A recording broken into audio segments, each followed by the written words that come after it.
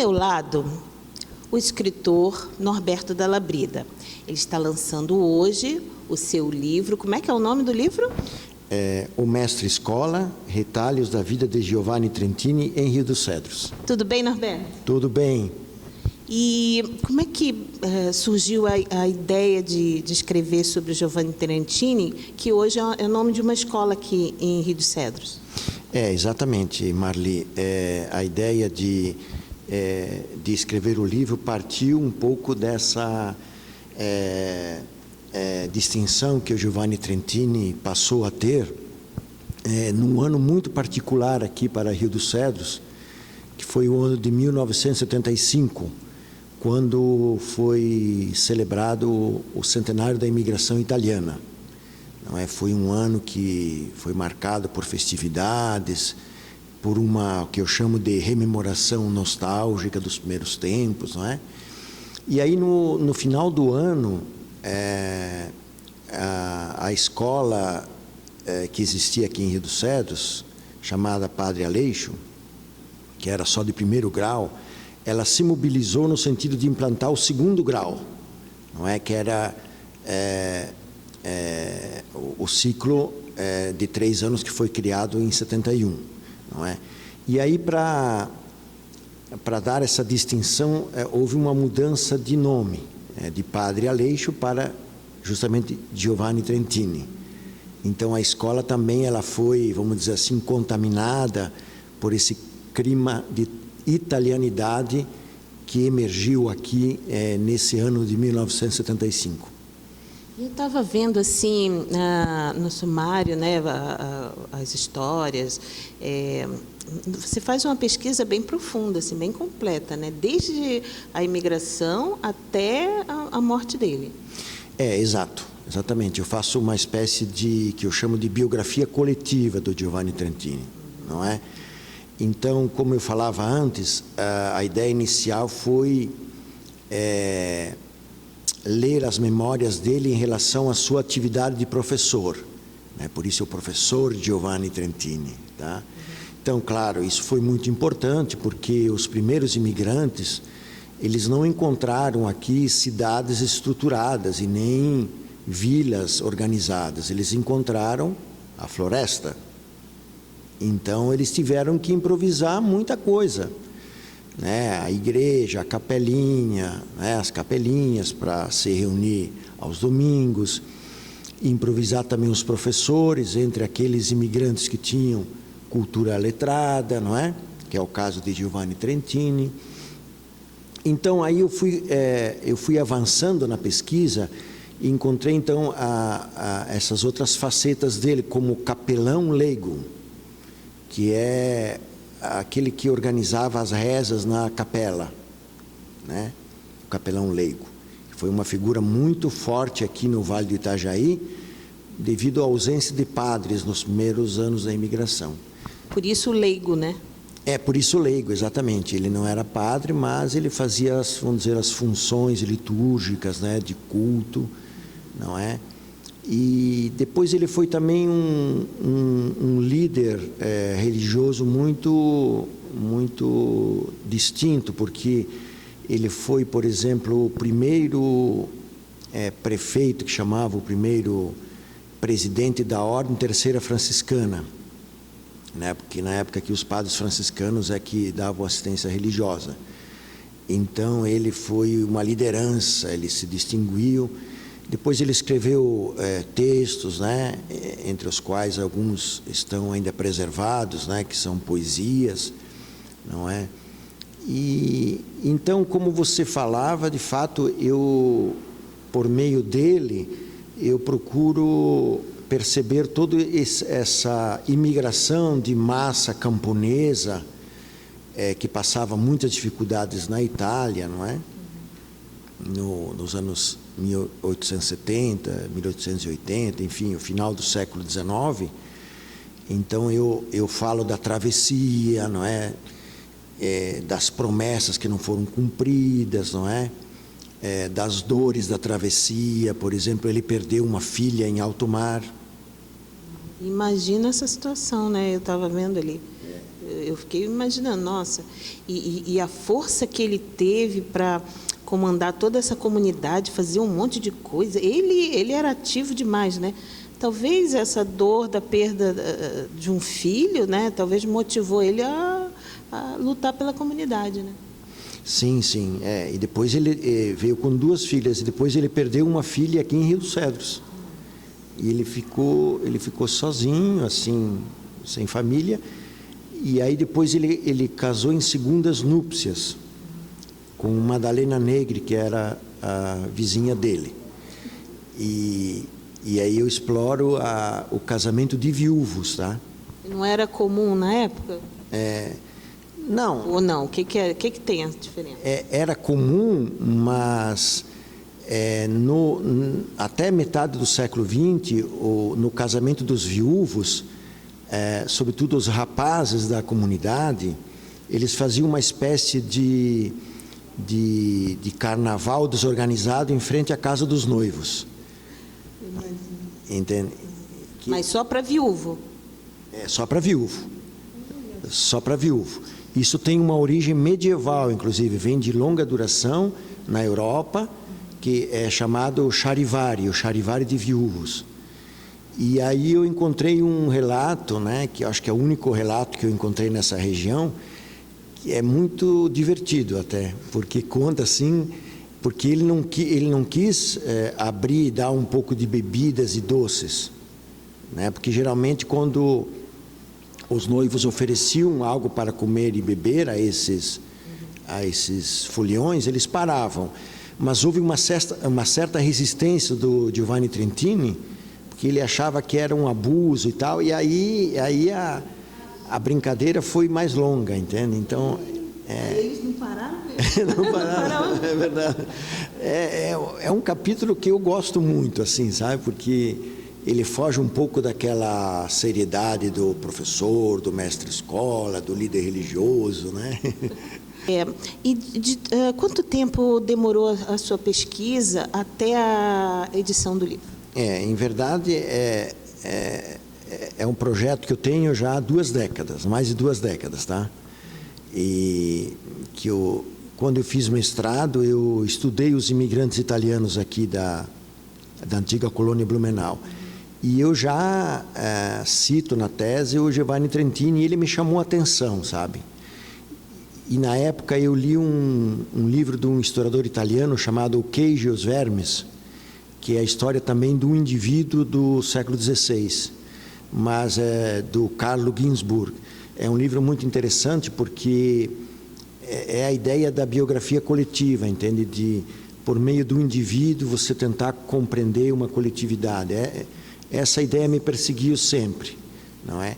Agora, efetivamente, eu botei a mão na massa, assim, na coleta de material, de planejamento e, sobretudo, de redação dos 10 capítulos há 2 anos. Então, eu me debrucei aí. Eu digo aqui na dedicatória que eu faço aos meus pais, ao meu pai, Domingos Dalla Brida Filho, e a minha mãe, Maria Dalla Brida, que são descendentes de imigrantes italianos, né? Então, aí tem um toque muito afetivo esse livro, e eu digo que eu dedico esse trabalho sabadeiro, né? Que é feito aos sábados, né? Porque eu sou professor da Universidade de Santa Catarina, da UDESC, na área de História da Educação. Então, aqui é um pouco o trabalho de fim de semana, não é? Eu terminei nas férias agora, né? A reta final foi agora para revisar. Quer dizer, férias para viajar, para passear? Não, para escrever. Para escrever, exatamente. Foi para escrever. Mas eu escrevi com muito prazer, porque esse livro também tem um toque nostálgico, tá? Certo? Quer dizer, eu também saí muito novo aqui de Rio dos Cedros, não é? E eu escolhi aqui como abertura do meu livro uma poesia do José Cury, que é Rio Cedrense. Lê aí pra gente. É longa, hein? Ah, não, então não lê, não. Não dá. Não dá. É muito longa. Mas o José Cury é rio-cedrense, ele é escritor, Ele é membro da Academia Catarinense de Letras, né? E ele escreve e tem um livro sobre o Talian, que é o dialeto italiano, que é um pouco a síntese dos dialetos, tá? Então, ele escreveu em italiano, o título chama em italiano Resta qua con altri. Resta qua con altri. Então, ele depois traduziu agora, eu pedi a ele traduziu Fique Conosco Aqui. Oh, falando que a cidade, né, que é bom viver aqui, é isso? Não. Não, fique aqui conosco, porque os fantasmas da época que ele era criança, os fantasmas pueris que eles chamam, fazem ele recordar um pouco a vida de menino aqui. Então, quer dizer, essa pegada nostálgica, ela também está um pouco aqui, né? Quer dizer, eu volto aqui e me debruço sobre esse professor, esse líder religioso, não é? Esse escritor, e é de certa forma também uma volta, né? Uma volta assim ao passado dos imigrantes, né? Que o meu bisavô também, né? Por parte de mãe e pai, os meus bisavós, melhor, né? Todos vieram do Trentino. Nós fazemos um mesmo movimento de volta, assim. Não é por acaso que eu usei aí essa poesia dele que diz: fique aqui, fique conosco aqui, volte aqui, fique aqui, vocês que saíram, né? Fique aqui agora um pouco para curtir aí Ou vem de vez em quando, também. De vez em quando, exato. Então é um sentimento, deve ser emocionante para você voltar à cidade que você nasceu, escrevendo história de uma pessoa tão rica, né? Uma história tão rica, tão cheia de assuntos. Ele, nossa, e assim, quem lê o livro conhece a comunidade da época, né? Como viviam, o que eles faziam. Exato. Foi uma tentativa de explorar algumas dimensões, né, de sociabilidade na época, por exemplo. Você toca num ponto muito interessante, porque justamente eu termino o livro O Falecimento de Giovanni Trentini e o fim de uma época, entende? Quer dizer, é o fim dos primeiros tempos. Aí houve mudanças aí em torno da morte dele, que se deu em 1919, né? Então, Ele faleceu de quê? Não sei. Eu não consegui encontrar. Eu não encontrei o certidão de óbito dele, nem no civil, nem no religioso. Algo muito curioso. E foi muito procurado. Mas eu encontrei um registro aqui na paróquia de um padre que fala da sepultura dele. Então, isso aí é 1919. O que confirmou essa data em livros de história aqui de Rio dos Cedros, né? Então, eu falava da sociabilidade, né? Veja, nesses primeiros tempos aí, não havia instâncias civis aqui. Tudo girava em torno das capelinhas. E depois uma capela que se distinguiu, que é aqui de Rio dos Cedros, que se tornou a igreja matriz da paróquia. Mas isso aí só se deu em 1913.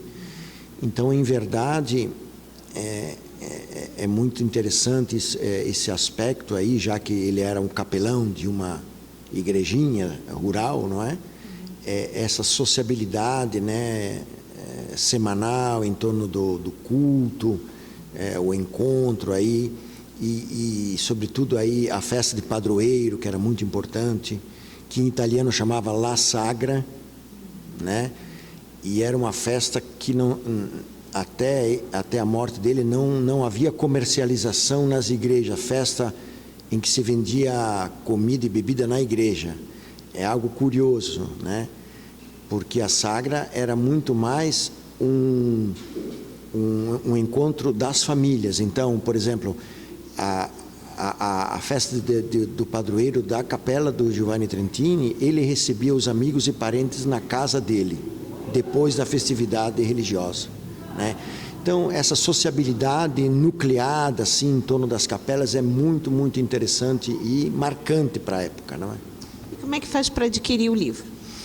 Então, o livro ele pode ser adquirido no site da editora 2x4, tá? Ele vai estar à venda nessa semana já. E aqui em Rio dos Cedros ele pode ser adquirido na Farma Nova, que é uma farmácia aqui de um amigo meu, e também lá na localidade do Giovanni Trentini, no restaurante Joana lá. Tem um restaurante lá na Encruzilhada, em que o livro pode ser adquirido também aqui, né? Você vai, almoça e pega o livro para ler. Pega o livro para ler, claro. Tá bom, Norberto. Mais alguma coisa que você gostaria de falar sobre esse livro? Quantos livros você já escreveu? Então, eu já escrevi alguns, assim, né, no mundo acadêmico. Esse aqui foge um pouco, ele é escrito mais para o público em geral, tá? Eu gostaria de agradecer aqui os patrocinadores, não é? Pela Lei Rouanet, a Molas Marchetti, que é uma empresa aqui de Rio dos Cedros, e Malhas Facchini, que é uma empresa de Pomerode, não é? Elas patrocinaram um livro pela Lei Rouanet. Tá. Esse barulho que vocês estão ouvindo é porque a gente está na escola. A gente está no Giovanni Trentini aqui, enquanto as crianças não chegam aqui para aula, né? Mas valeu, Norberto, sucesso, parabéns, porque é um trabalho árduo, as pessoas não têm noção de como é difícil, né? E espero que você escolha outros projetos e seja contemplado, porque a história, o ser humano sem história, ele perde muita coisa, né? É verdade, é verdade. Eu acho que essa é um pouco a ideia, não é? Quer dizer, eu sou um historiador que estou lá na capital e escrevo textos acadêmicos. A ideia é fazer um livro mais acessível, não é? Para disseminar um pouco as leituras sobre o passado, né? Então, professor Norberto, sucesso, né? Que seu livro tenha sucesso, adquiram aí. Gente, curte o canal, compartilha e até a próxima, tá? Obrigada a vocês. Ok, vamos curtir o canal da Marli aí, que é muito, muito interessante. E vamos comprar o livro. Isso aí.